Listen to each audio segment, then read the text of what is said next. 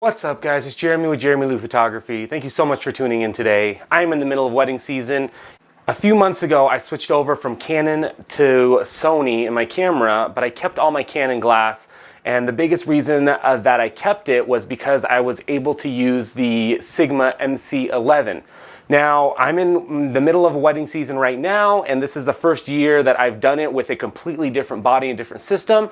And I'm getting a lot of questions on how much do I trust the MC-11? Do I like the MC-11? Is the MC-11 working? Do I even notice it? And so we're going to talk about that right now.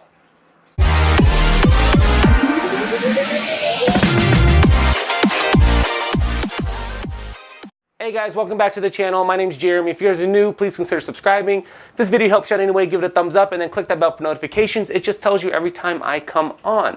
So guys, it's pretty simple on this video. I did a couple videos that are already up about my switch from Canon to Sony. I was very hesitant when I made the switch simply for the fact that I didn't want to spend a ton of money switching over from my Canon glass to Sony glass. Now I use the Sigma Art series for everything, so it wasn't going to be a huge transition. It was just going to be really selling and buying, and I really didn't want to go through that. And if I had to go through that, I wouldn't have made the switch for the simple fact that I was going to either lose money and it was just going to take too much time to find somebody to buy the lenses that I had and then replace them with Sony version. So while I was at WPPI,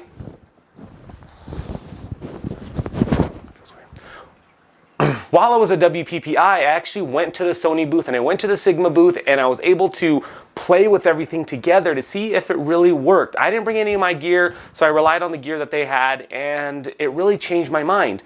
Now, 6 months later, I am super happy with it, so I kind of want to talk about it right now for you guys. So guys, if you didn't know, the MC-11 is a converter. It's this piece right here, and what it does is it allows your body, your Sony body, to take the Sony end of the MC-11, and if I can do this backwards, and mine lives like this always. It's always on here. It's always sitting here, and then I can take my Sigma lenses. So this is a Sigma 50 Art for Canon, and it allows it to pop onto this baby. So now I have a Canon mount, an EF mount onto my Sony A7 III body.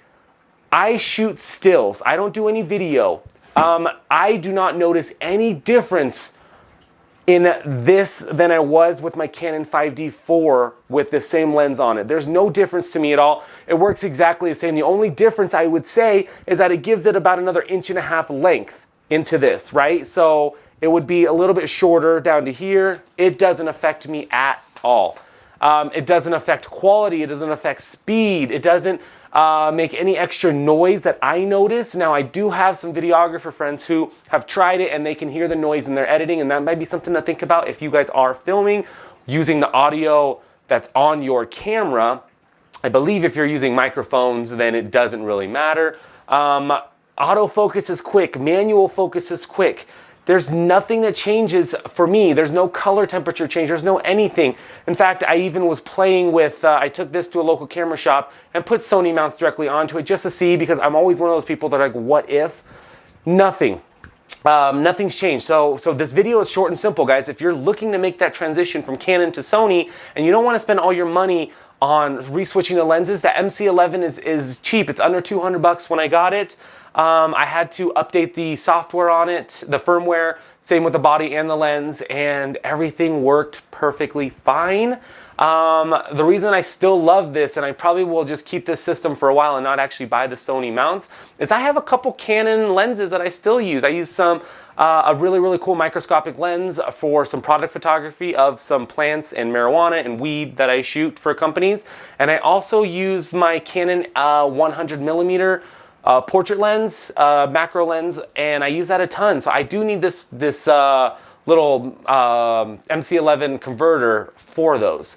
So if you guys are making transition, I highly recommend it. It will save you a ton of money on top of it because you're reselling and buying and all that fun stuff.